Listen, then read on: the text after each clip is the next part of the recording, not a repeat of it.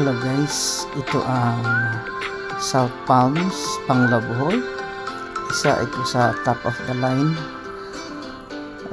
Although nangunguna ang Henan Resort dahil part ito ng Bohol Beach Club dati, nabili ng South Palms. So hindi rin nawawalan ng customer ito guys. Ito rin ang pumapangalawa sa Henan Resort pagdating ng mga customer, guest or clients. Dito dinadagsa, dinodumog din ito ng mga turista dahil white fine sand at maganda paliguan dito. Kita niya naman ang beach, napakaputi, napakalinis, at hindi siya pang guys, hindi siya pang masa, pang sosyalan talaga siya.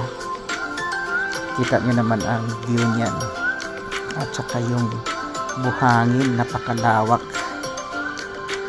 Hindi mapapahiya ang Panglao dito, or hindi magsisisi ang mga turista. Although napakainit nung pumunta kami sa South Palms, sumisilong na lang ako sa umbrella habang nagdo-drone. Yung aking mga pasahero ay kumakain ng tanghalian. That's the view from above guys. It's so clean, it's so relaxing, nakaka-unwind ka at nakaka-refresh, nakakapag-unload ka ng mga dinadala mo dito. Hindi naman siya ganon kamahalan. I'm not sure with the rooms kasi hindi ako nag-check-in. May dinala lang akong pasahero na kumain ng tanghalian. They've got a good swimming pool, although hindi kalakihan, pero malinis, malinaw, presentable, alaga sa vacuum.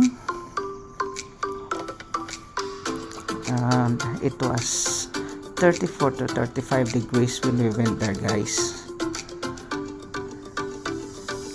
Alauna pa ng hapon, nasa katingkaran ng init.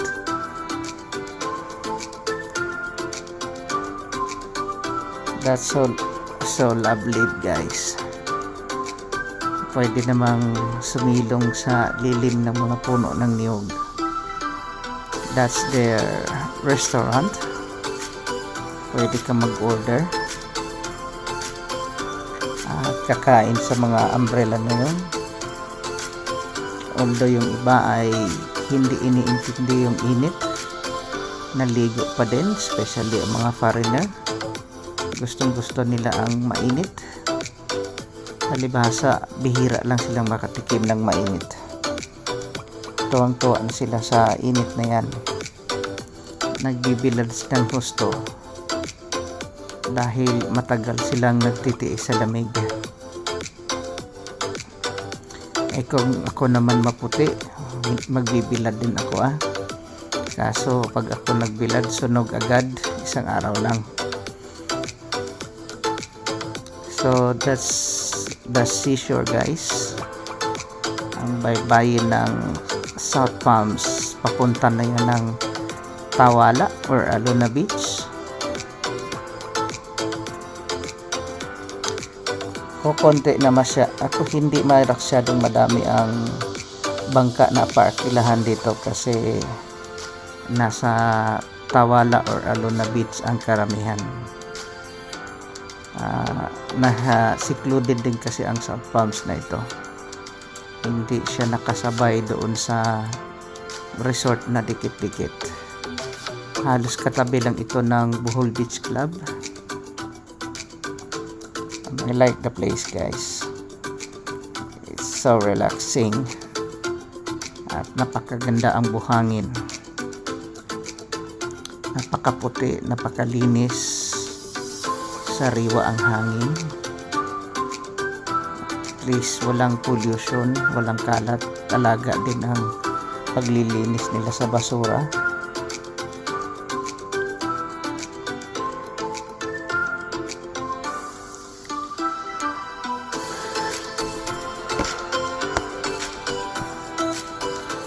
So kung hindi kayo makakuha ng room sa Hinan Resort guys, next to that is South Palms or Bohol Beach Club.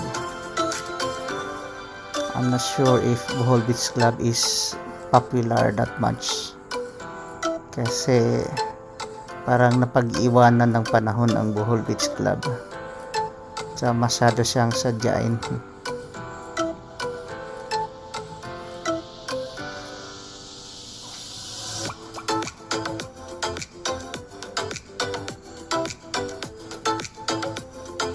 Tingnan nyo lang ang shoreline guys. Sino ang hindi mag-enjoy dyan, especially sa gabi or sunset. Too hot lang sa oras na ito kasi tanghaling tapat.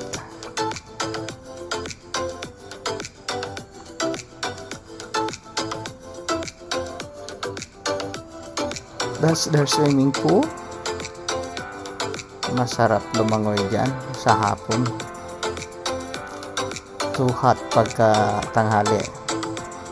Hindi tayo kagaya ng puti.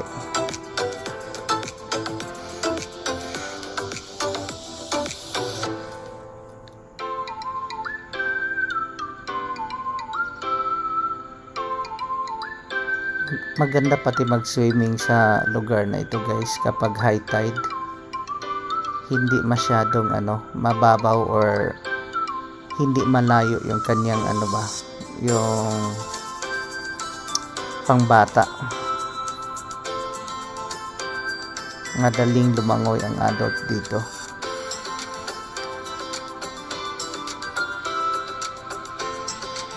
Tsaka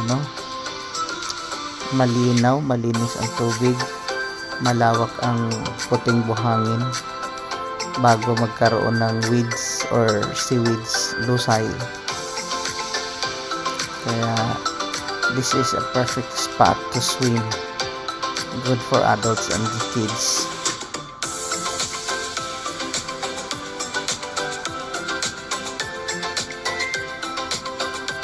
Ito ang gustong-gusto ng mga turista guys, kasi madalang sa kanila yan.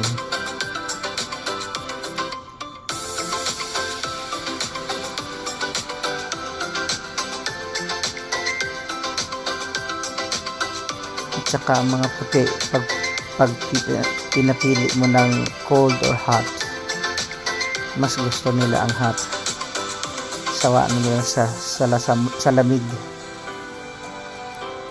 Longer kasi ang months ng winter sa ibang bansa or sa Europe. I'm not sure with the US kasi hindi man ako nakapunta doon. So that's the parking space for the guests. Pwede naman kumain lang dito kahit hindi mag-check-in. Super ganda ang kanilang beach guys. Perfect location, hindi crowded.